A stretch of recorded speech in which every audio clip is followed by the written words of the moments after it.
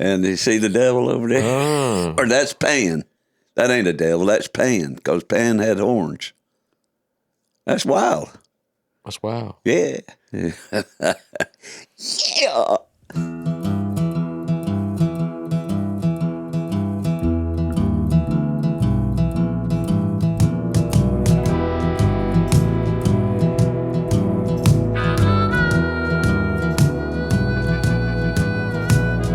Something in the water taught me how to crawl. Something in the water taught me how to fall. Welcome to another Something in the Water podcast. I'm Sean Clark. Uncle Dave Griffin here. This is episode 98. Ooh, we're so close. Feeling old. So close to 100. Glad that y'all are joining in with us. We having some Who's Nin? 9 Inch Nails. Oh. Trent Reznor. Acronym NIN. We having some boiled peanuts and some libations, and so as you can tell, ain't nothing new. The same old thing we do all the time on here. But we do try to mix it up and be consistent. Yeah. Talk about something that we ain't never talked about before, like No Diddy. Oh, Lord Diddy. Oh, Lord Diddy. Lord Diddy, have mercy. Lord Diddy or didn't he? No, he did. No, every man in America is innocent till proven guilty. Well. And Jeffrey Epstein was guilty. And P. Diddy came along. He said, I got this. It's like, you thought Cosby was bad. Hold my beer. Yeah. What they call them parties? Raves? No. He had a special name for his. It was the P. Diddy debutante ball. P. Diddy hootenanny. I'd give a bad name to Hootenannies all over. all the hootenannies in the world. Well, you know, we don't know. It's all in the hands of Lord and lawyers at this point. But it's news and it's relevant. Always relevant on Something in the Water podcast. We talk about current events. We talk about past events. You know, since we become monetized, they won't let us play as much, you know, free form music anymore. I mean, I'm sure you can. More money, more problems, Dave. But right, you just won't. Get it'll come up, like a message will come up and say this artist is what's it called? Anyhow, it's like publishing. No, they don't stop it. It's just saying that they're monetized. Right, they're getting the revenue from They're the getting ads. some little senses, pennies and senses from our podcast because their music was on our podcast. So I guess we can just listen to anything we want to. Right. It's not coming out of our pocket, is it? Well, it's coming out of our pocket to their pocket. Well, for the ad revenue, we don't get because of that. It's coming out of the ad revenues, right? Or is it actually coming straight from us? If you have other people's music in there, and it's, I guess, as long as it's okay to use, as long as you forfeit your right to the money. We ain't forfeiting nothing. That's what I'm saying. If you do choose to use it, you can't get any revenue off the ads. That episode. Right. Oh, okay. What the heck with that? So I was thinking on the way over here, why don't we put our CD Baby videos of Pine Box Dwellers and Newfanglers and all that stuff? Then we'd get some money off of our own podcast. Monopoly. Well, Right. it already says. It's not like the money's going to start rolling in either way. Well, I don't care. I'll take a says- check for Well, I 5 mean, cents. you should have already been. I like to getting start some. every podcast with, how do we make our money that we don't make? Well, I mean, it shows up when I have something in the water in there, and it shows it going to. Oh, I don't know this how is any for, of it works. This is for board meetings, Dave, Yeah. not for I don't know how any podcasts. of it works. I'm sure these people are interested in. Yeah. Y'all ever heard of that band Glass Beads? Glass beams. Beans? Beams.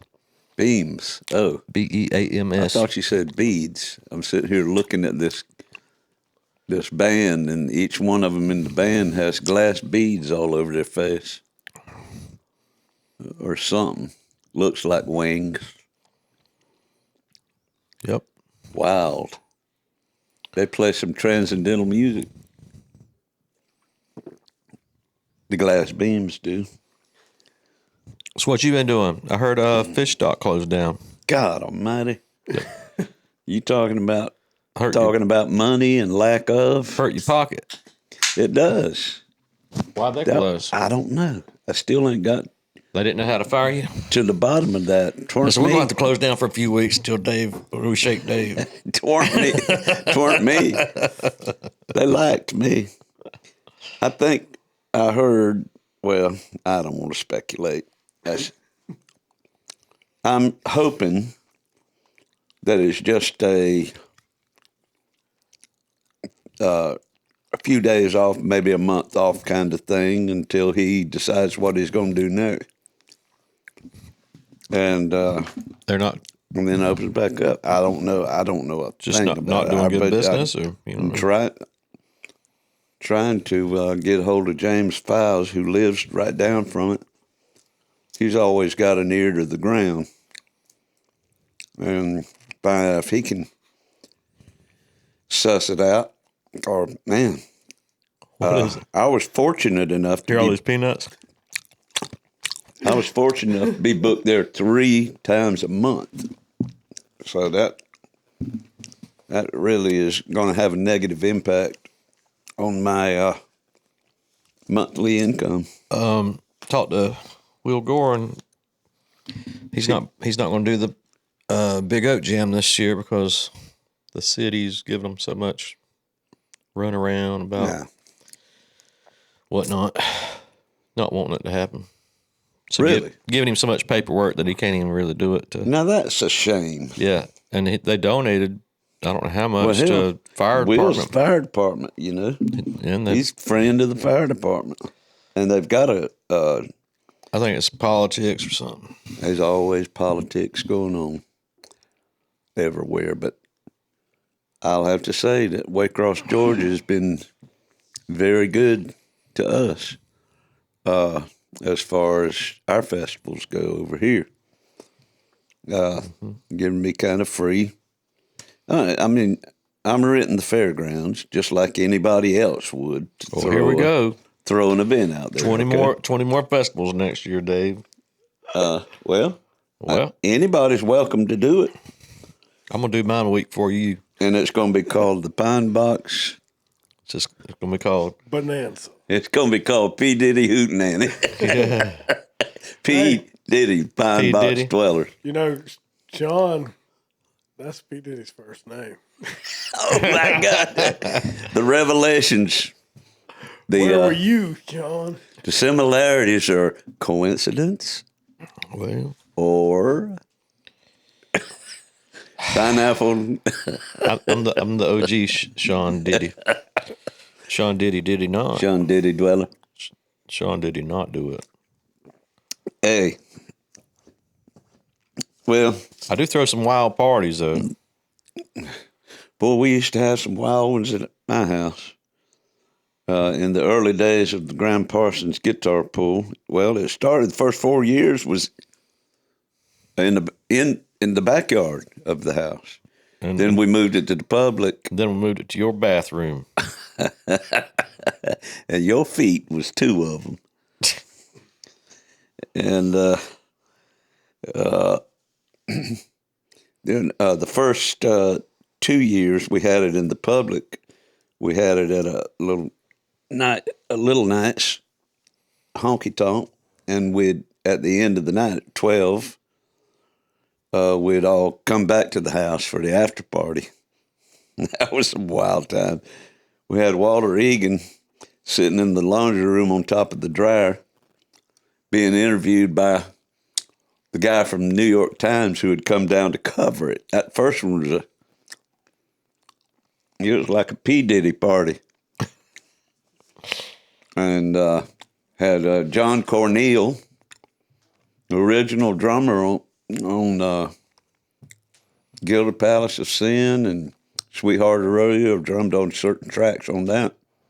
John Cornell was just the weekend following Thanksgiving, so he was at the kitchen counter lording over this. Wasn't much left on the carcass of our turkey, but John Cornell, it was like if anybody got near him, he'd be,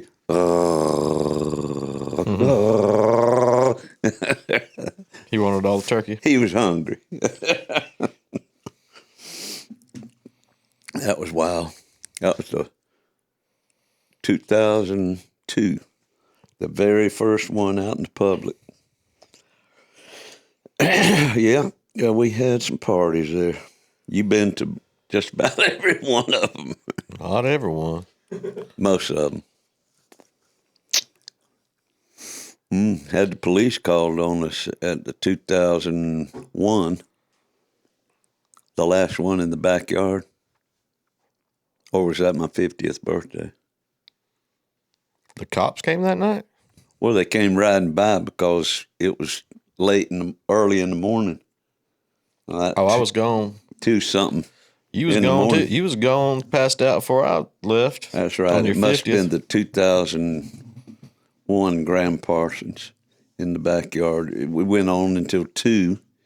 That was the year we had amplification. Old Paul Lee came out and ran sound for it. He'd been running sound at every one of them since.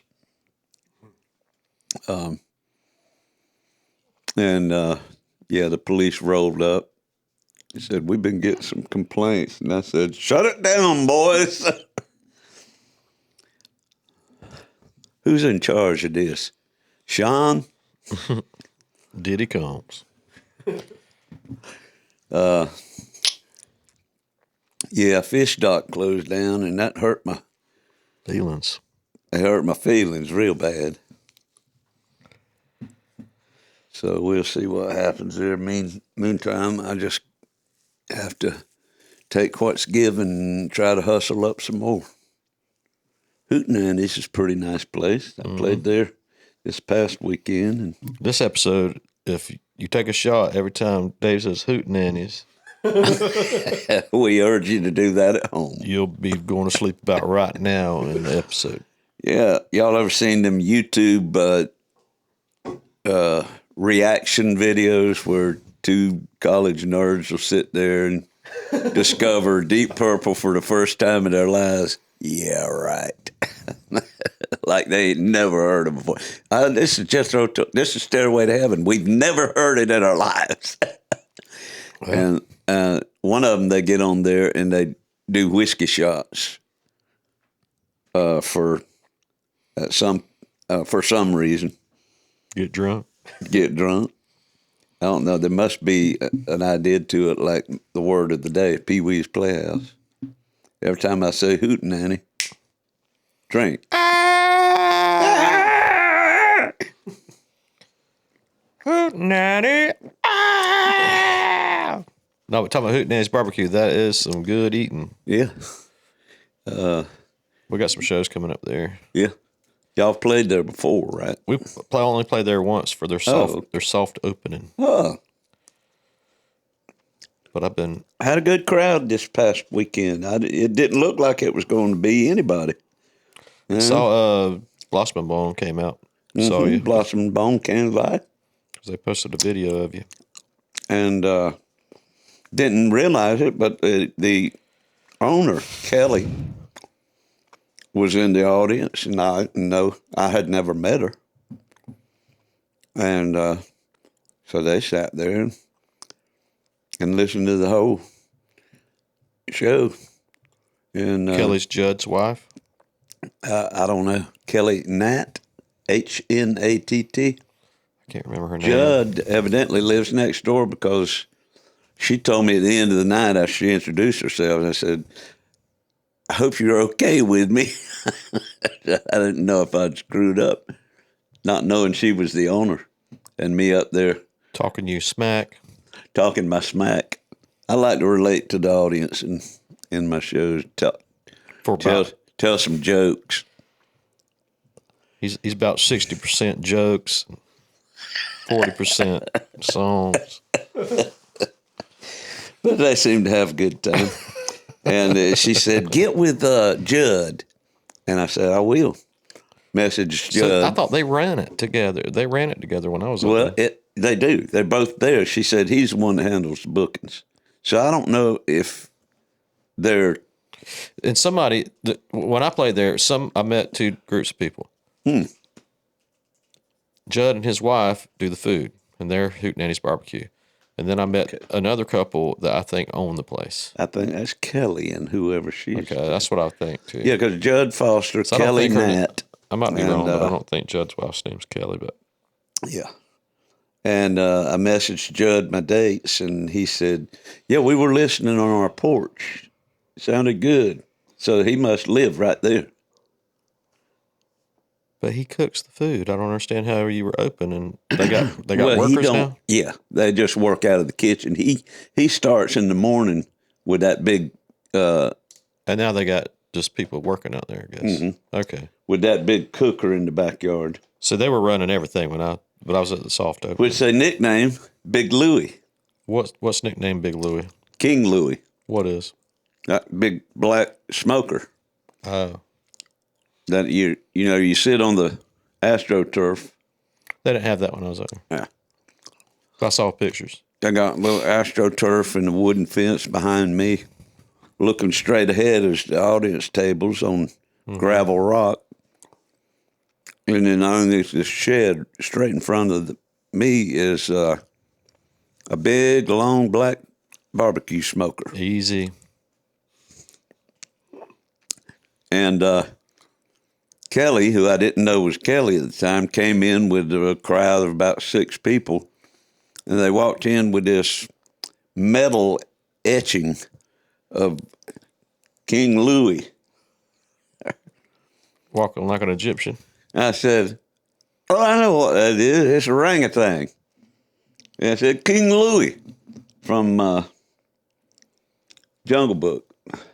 He said, that's what they've nicknamed the grill. I said, okay.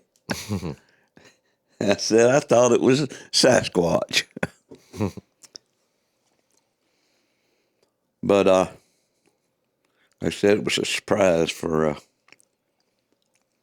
Judd to see the next day when he came out and fired it up. Cool. Hootenannies be very, very good to me. Boondocks. Boy, y'all got a good thing going. You do about every Wednesday. Yeah. That's pretty good. I think a hurricane's going to get us this weekend. We're playing at Boondocks Wednesday, but then we're supposed to be playing in Fort Walton Beach. And Cheryl Waters, the owner of Boondocks, my wife and a few other girls were going on a girls' weekend to Steenhatchee. And that probably ain't going to happen either. That's on the Gulf too, isn't it? That's right below Panama City. And that second time would be canceled, huh? Yeah. Yeah,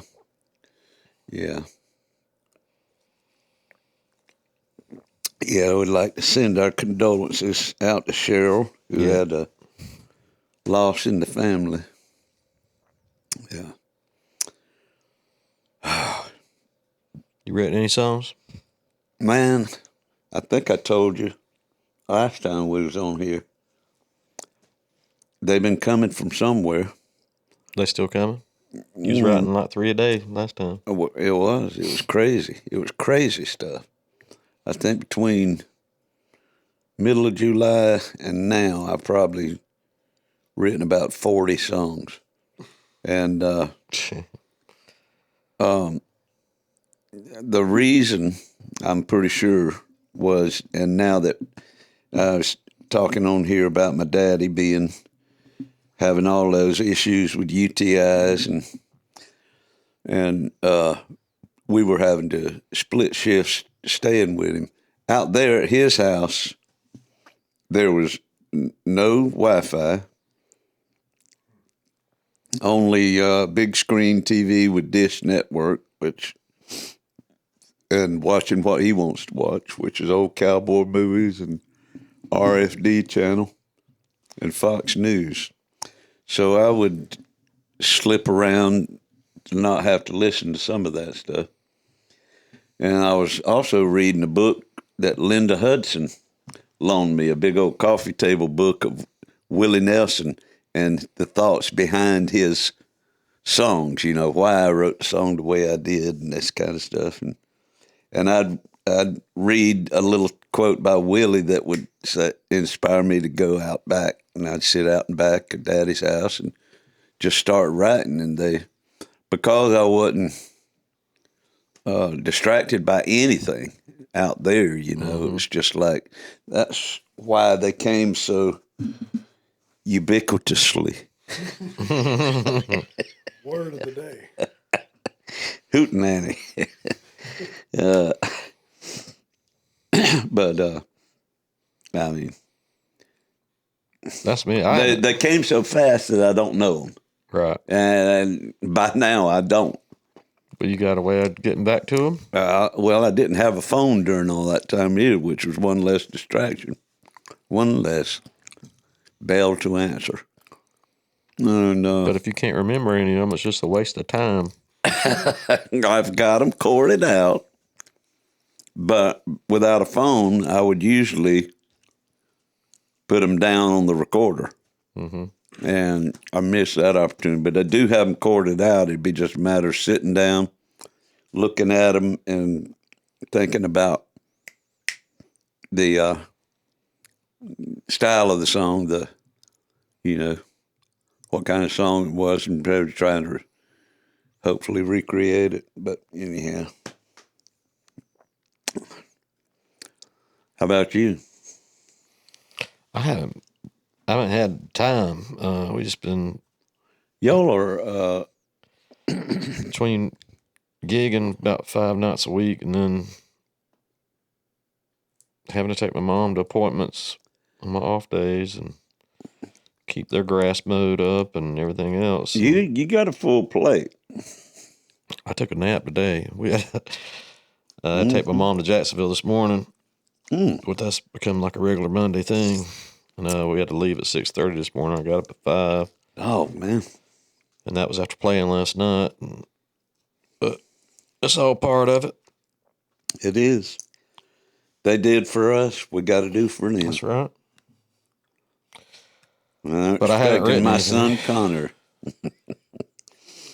to do for me. Well, good luck, buddy. Megan, At least he's got a good girl.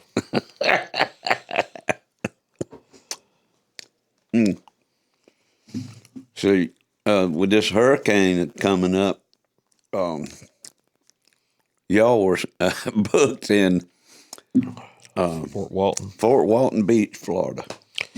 Dosey's Dock. Dusty's going to get a good dose. Mm-hmm.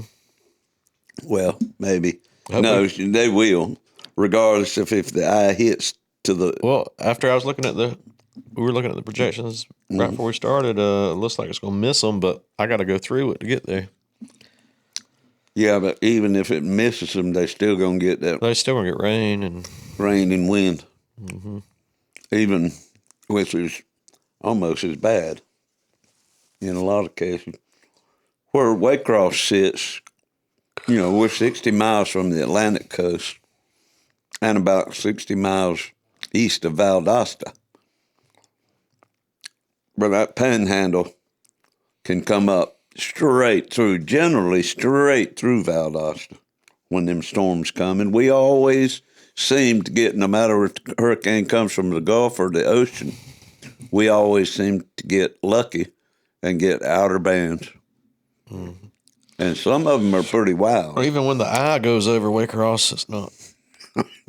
I don't think that's ever happened. Yes, I did. It happened last year. Yeah. Oh, it had just weakened. Once it make landfall, it weakens so bad. I know, but it knocked our power out for a week, and then yeah, that was rough. That sucked. I remember the eye went over because that's when the girl was ODing across the street. Bess had to go over there and Narcan her. Dang. I was like, who shoots up into the eye of a hurricane? What's going on? It's over. What kind of person are you in the advent of a hurricane? Are you the kind that goes about prepping and everything, or are you the kind of person that sits back and gets excited because there may be damage? If you'll shoot on a sunny day, you'll shoot on a stormy day. Oh, that's right. You're going to shoot. But, You shooting a forest fire? Yeah. Tornado? If you're going to live that dangerous, you might want to make sure somebody can get you to the hospital. Well, I think they get upset now when they Narcan. Yeah, she was upset when she woke up. She was like, I don't want no more of that. You messed my high up. And then, I swear, really? 15 minutes later, the girl was laughing and had a baby on her hip, getting in a car to go get more. And now there's some people with a baby in diapers. Some people that are mixing stuff with fentanyl because fentanyl ain't enough no more. How crazy is that? I mean, fentanyl ain't enough. Yeah, they mix fentanyl with something that's called Trank, but it'll make. Well, I thought fentanyl will kill you. It will, but I guess you can build up a. Well, wait a minute now. They used to give my mother-in-law fentanyl patches. Right. Yeah. People they abuse those. But it's powder. It's powder form too. But why did they say that a little bit of fentanyl? Well, see, they can dose those pouches. In weed. Oh, they can dose them with a powerful. Right. Well, they can dose those pouches so it's a sustained, but like very exact measurement. Right. That won't time release or whatever. But okay. The power is so great that if you just multiply it by 2, it seems like an insignificant amount, but it's double, and it can kill you. So when it's also in something that you're taking, it could be almost like I guess, just barely in there, and that's enough. Right. Kill my aunt.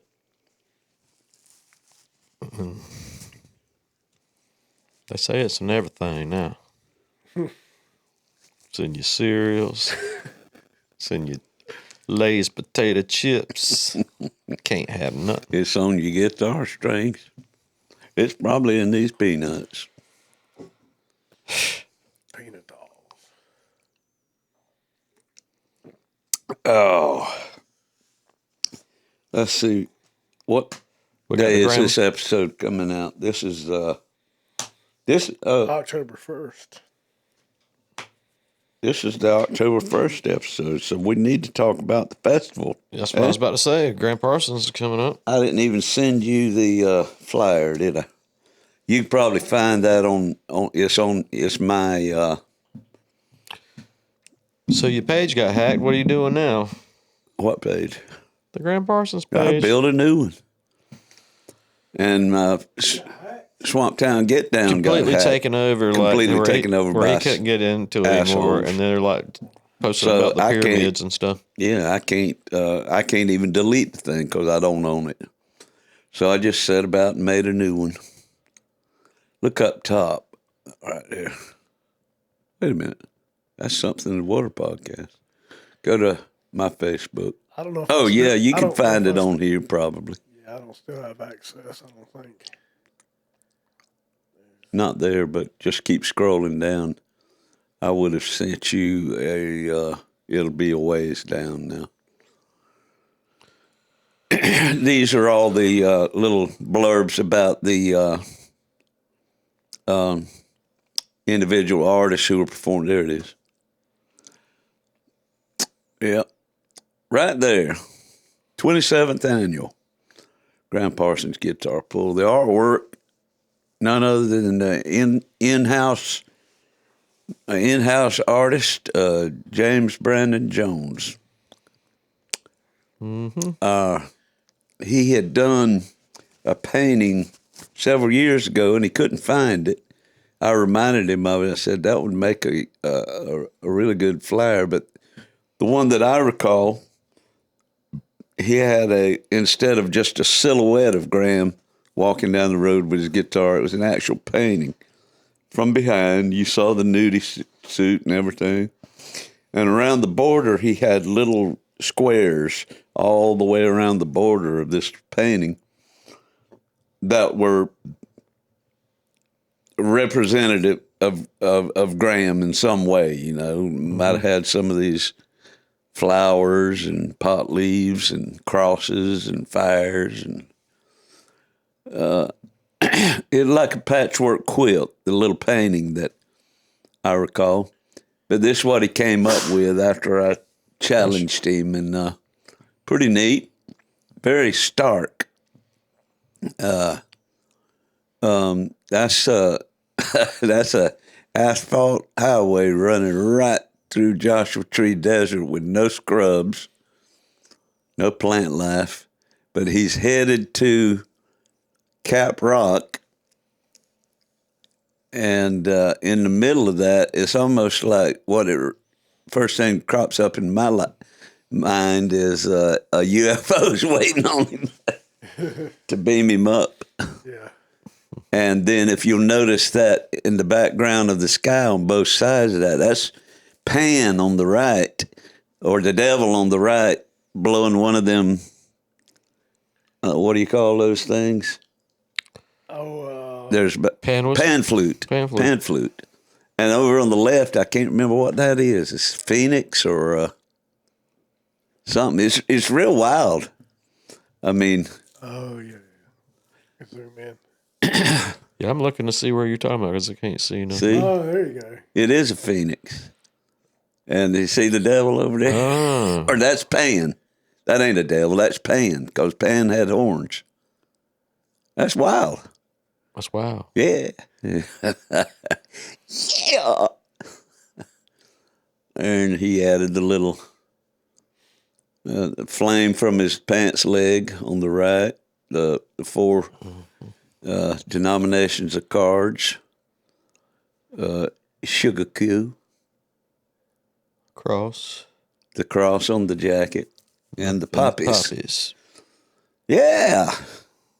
And our headliners for the weekend, young Jack Barksdale out of Texas, about an 18-year-old kid that's got a voice like a choir boy and play that acoustic guitar slide like a old Mississippi John Hurt. And Ian Dunlop, the original bass player for the International Submarine Band, was Graham's good buddy in his formative years, right out of high school. They met up in Boston. Graham went to Harvard for about 5 minutes, and they formed the International Submarine Band and took it from New York to Los Angeles, and that was when the beginnings of the birth of cosmic American music, well, even the International Sub Band, you could call that the birth. Hang on, I'm getting an incoming call from my wife, Aunt Lynn. Hello? You're on the podcast. Oh, God. Don't cuss. I didn't know you were going to a podcast. I told you that when you was on the phone. Oh, well, honey, I didn't hear you. Okay, we'll just, I sent you a text message. All right, well, I'll adhere to that. Okay. Will you, it's dark now. Would you let the cat out? Yes. All right. Okay, love you. Love you. That was Aunt Lynn.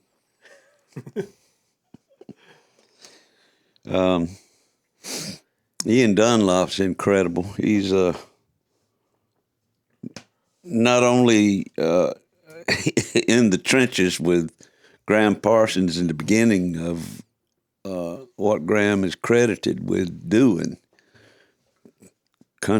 merging country and rock and roll music. Ian was right there, and a big appreciator of all things country.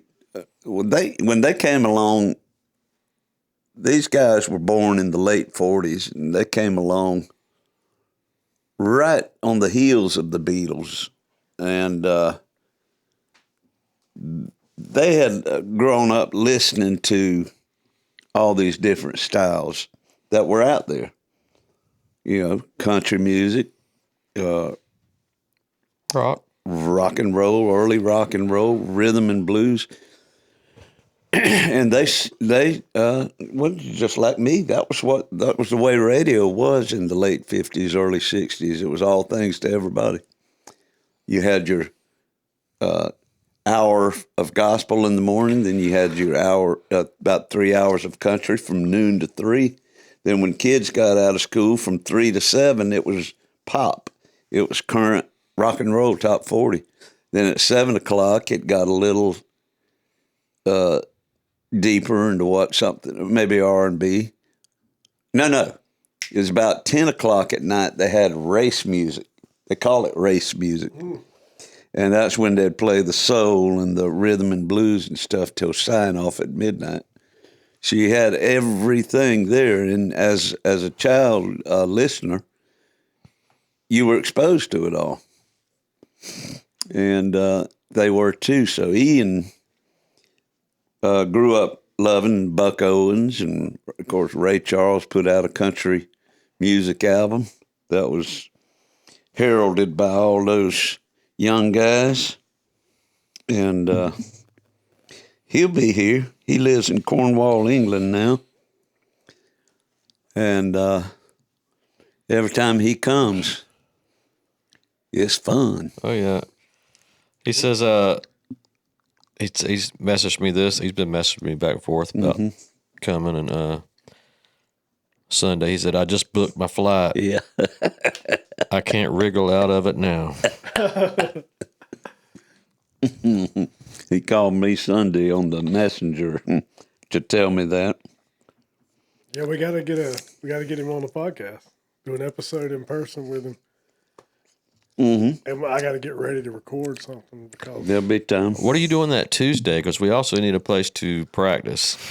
Really? I'll look at my schedule. But yeah, every time he comes, we record something pretty cool. Mm-hmm. He forces it. Yeah. He wants to record. He wants to write. Yeah. He wants to spend as much time doing those things rather than getting spread out and having to drive to. He is going to Tallahassee. He is? Yeah, for maybe a booking or spend time with Mick. Isn't that his name? Mike? Mike.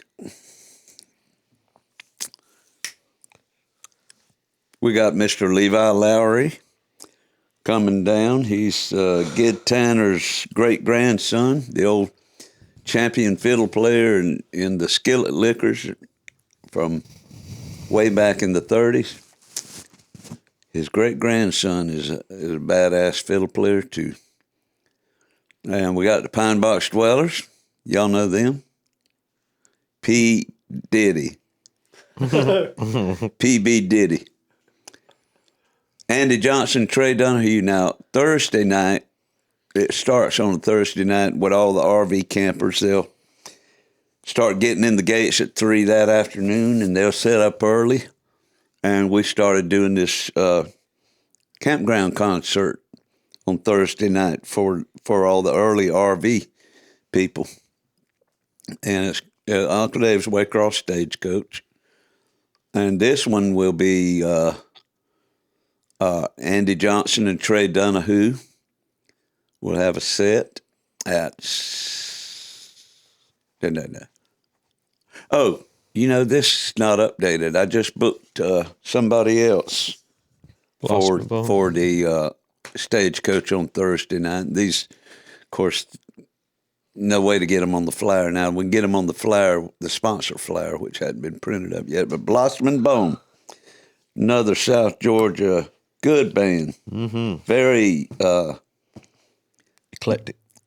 I mean, they've got a stand-up bass, banjo, acoustic, washboard, harmonica. It's just laid back and original. They'll be playing at 7:45 on Thursday night. I'll start it off at 7. Blossom and Bone at 7:45. Andy Johnson and Trey Donahue out of Thomaston, Georgia. Yeah, they got some good stuff going on too. They just sat in with us in Thomaston this past weekend. That's right. And What does Trey play? he plays anything with string on it, but he is a really good bass player. He's really good at everything. But What does he play with Andy? Stand up.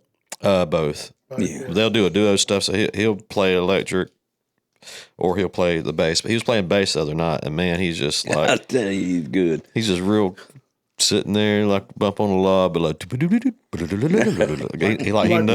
knows the fretboard, like, and he's got the good bass tone. Just he's good. I want to book some more stuff with him as a 4-piece like that. He's technical, but he's got a lot of soul. A lot of soul, a lot of feeling. Doesn't overplay. That's the key. Doesn't seem forced. It's just Tasteful. That's what I've come to admire. yeah. And Andy's good too, of course. But See, we should have Thursday- both of them on here though, because they've got some really my cool God, stuff yeah. worked out. We've had Andy on a few times. Then after Andy and Trey, it'll be possibility we might be adding another group to that Thursday night concert. But then we got Pine Box Dwellers closing it out, and after that, it ain't over. Ian. We do an all-star tribute. Well, we got Ian too. Did you say that? He was going to be there I Thursday? thought he was going to do the all-star part. I think that's what he was wanting to do that night, is just contribute to the end. Oh, I thought he was doing a set of his own. I'll have to check with him. Okay. Possibility. Ian's going to be there, and he's going to be involved in Thursday night concert too. So more than one chance to see him. If you want to come to just the Thursday night, it ain't but $20 on Thursday night to get into that portion of the music. But it's better. In Waycross, Georgia, we have a discount on hard tickets. In Waycross, you can buy them at James Engraving and Breezy's Boutique. They're only $50 for the whole shebang. That's half off. Well, it's more than half off, or less. I don't know. If you buy your ticket at the gate, it's about $110 for 3 days. So it's $50 is more than half off. And so there. We're going to do an all-star finale tribute to Fire. Fire. Fire. Da-da-da. That was Ian's idea. Wasn't it? Yeah. Ian says, well, you look at it, you're having it in the campground. There's campfires. And Graham's wish was to be Burned. cremated. So, that's a good one, though. We've done tributes to all kinds of crazy things. Dead rock stars. Country women. Country women. The letter W. Sesame Street. Moving on. The old faithfuls. All the people who come have been coming, many of them, since 2002. As in this first one, Crabgrass Cowboys. Happy Pfister and Happy and Patty. Ooh-wee. She's a fiddler, he's a guitar player, and they dress up. Dress up, show out. Roy Rogers and Dale Evans kind of outfits. They got big old hearts, a lot of soul out of Tampa. They've been coming they may have missed one. I'm not sure. Dakota Dodge out of Carrollton, Georgia. That's old Seaweed Seaman, my good friend Seaweed Seaman, Howard Seaman. He was a retired gastroenterologist from up there. And music man extraordinary. And David Cry from New Paltz, New York, up there right down the road from Woodstock. He's all over the country. I think he's played every Graham Parsons tribute festival in the United States. And he owns the Hickory Wind guitar. Oh, my God. Yeah. Mm-hmm. He owns the acoustic guitar that the song Hickory Wind, written by Graham Parsons and Bob Buchanan, was written on. How about that for some wild trivia? It's pretty crazy. And I know that you've played it. Yeah, it's nice too. It's something. Deep Well out of Cochran, Georgia. Good musicians. Ronnie Smith and all the rest of the boys. It's always a pleasure to hear what they've got up their sleeve. We had that virtual Graham Parsons a couple of years ago. Every time that they would, the artists, since we couldn't have it live, would send in a video. Yeah. And theirs were always so good. What was that song they did? They did She one year. That was a good video. Mm-hmm. Yeah. Mm-hmm. Yeah, they had full. They come at it from a different angle usually. They had a full studio production. It was really nice. Donna Frost from Nashville, Tennessee.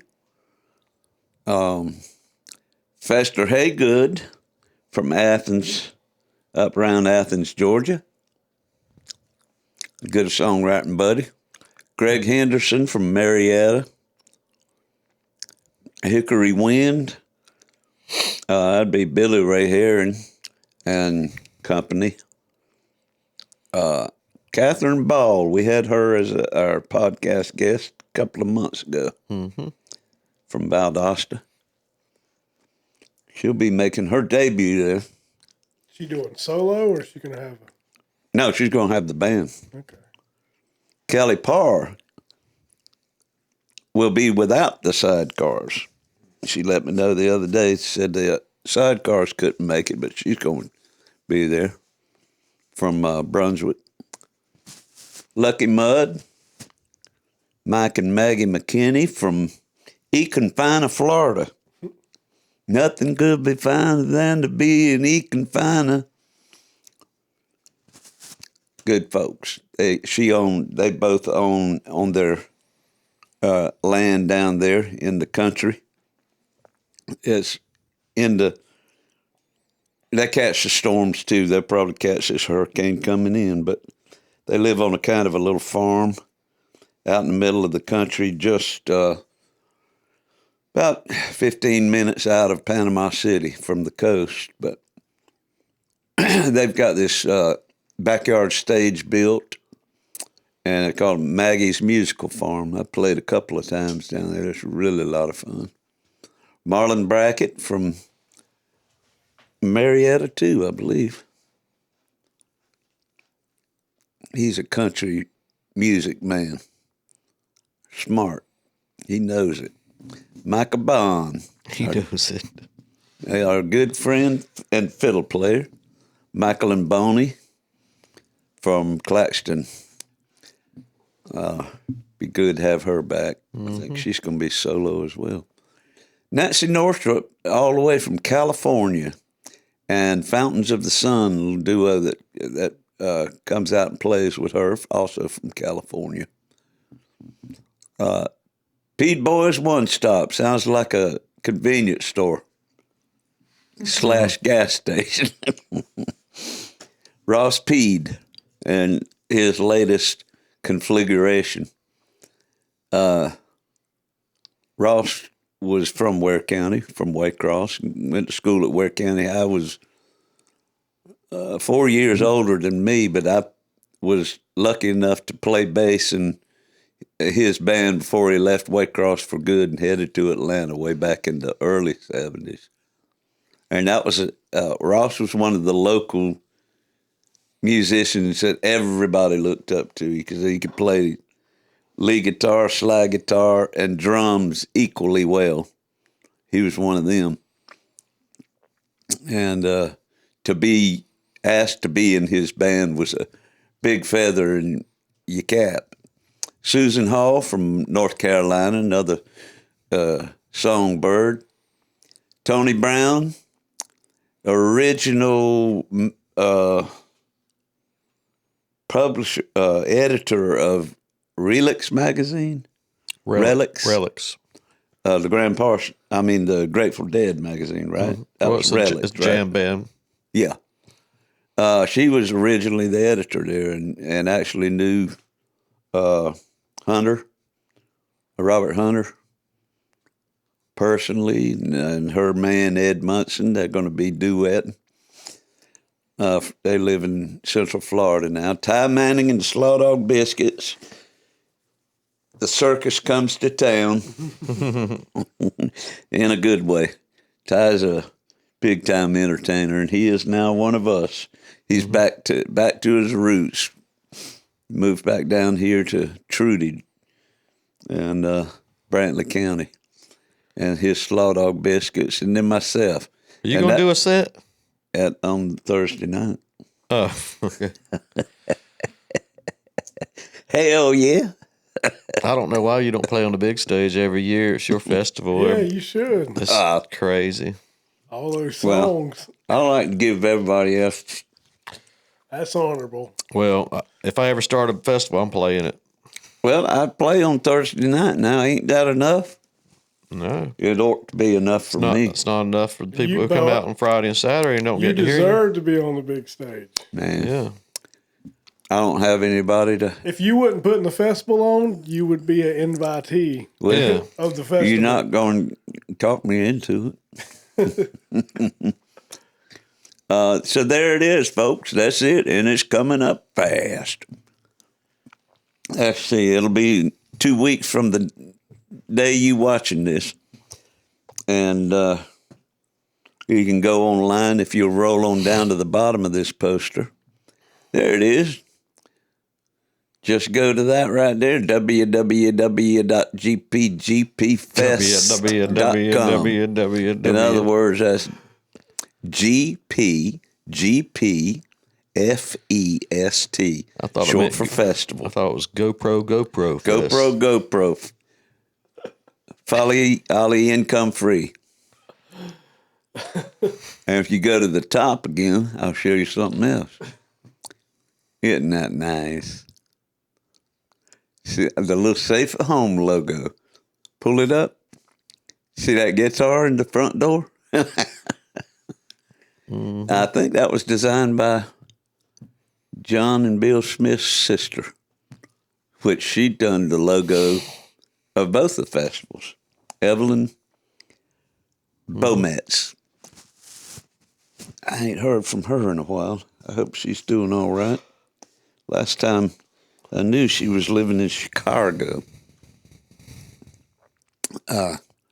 She designed that little logo and the Graham Parsons guitar pull logo and Swamptown Get Down logo of the Dragonfly.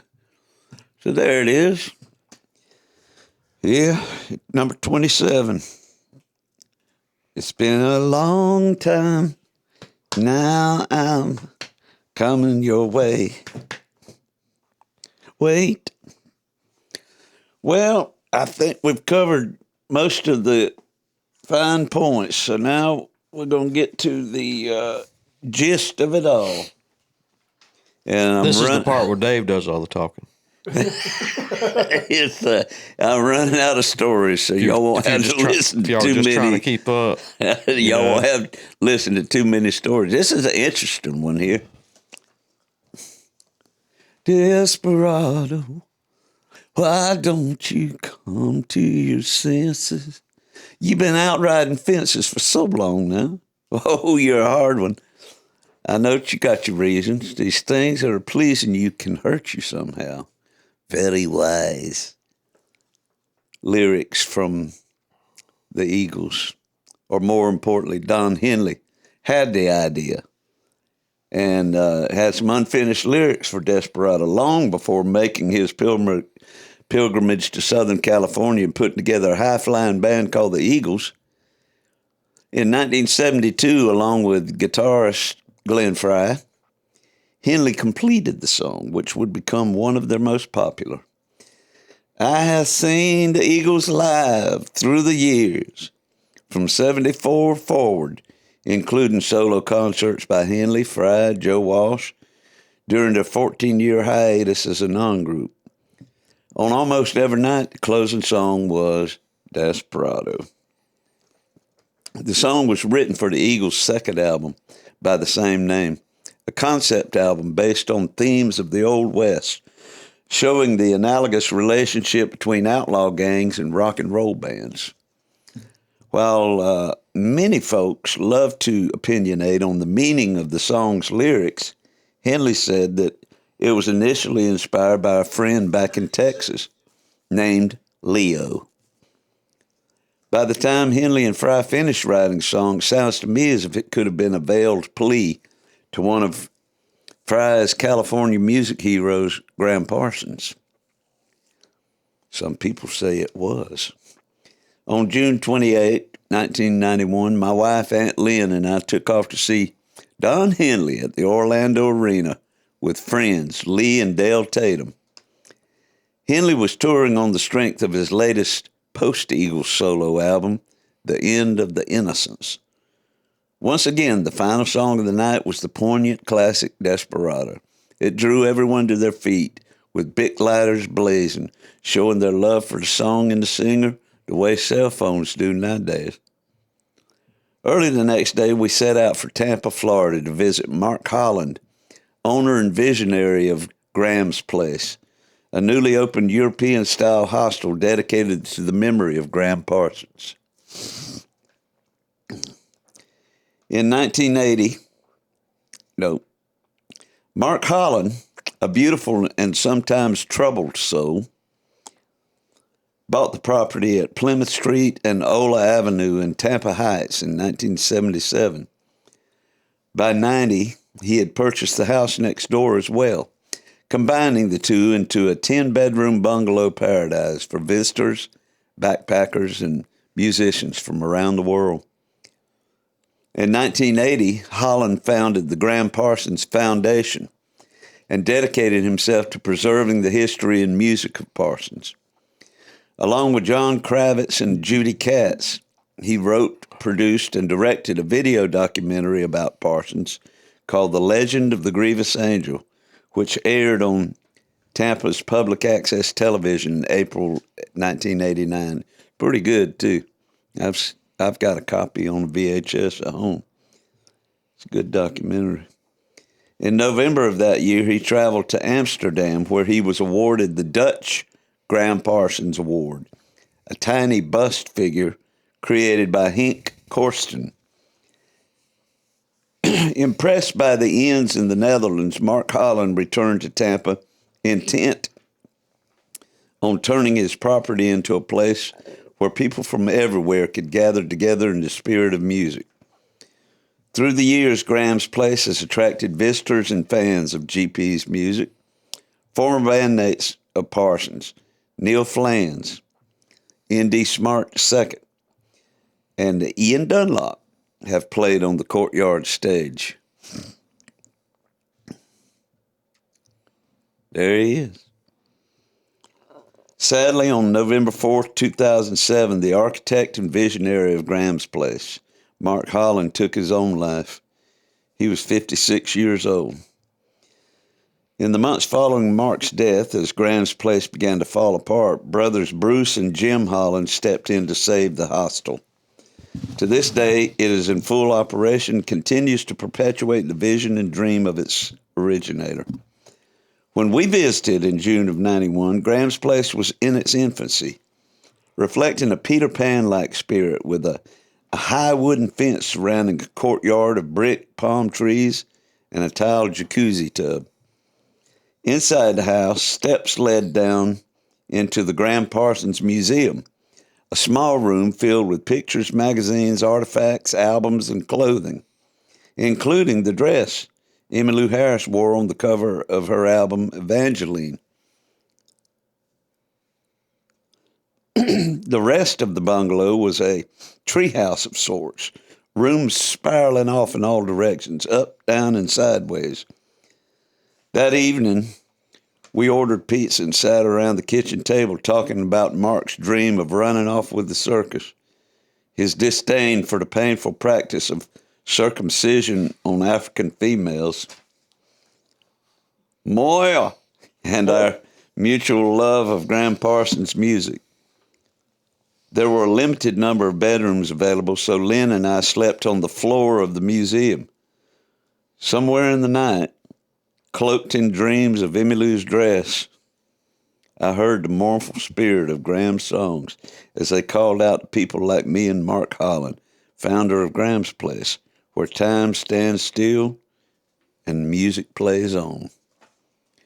Yeah.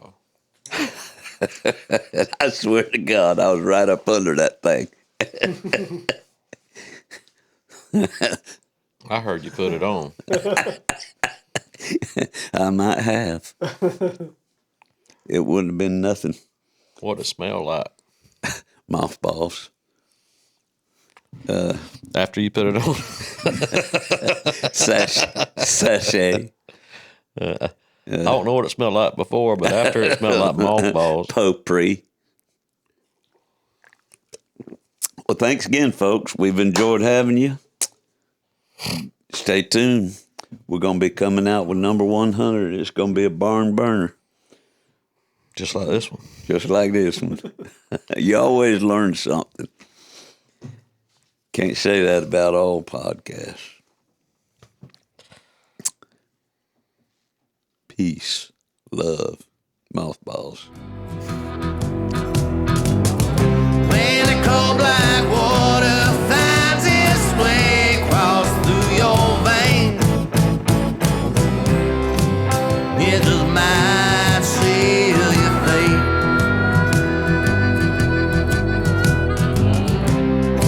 It just might seal your fate.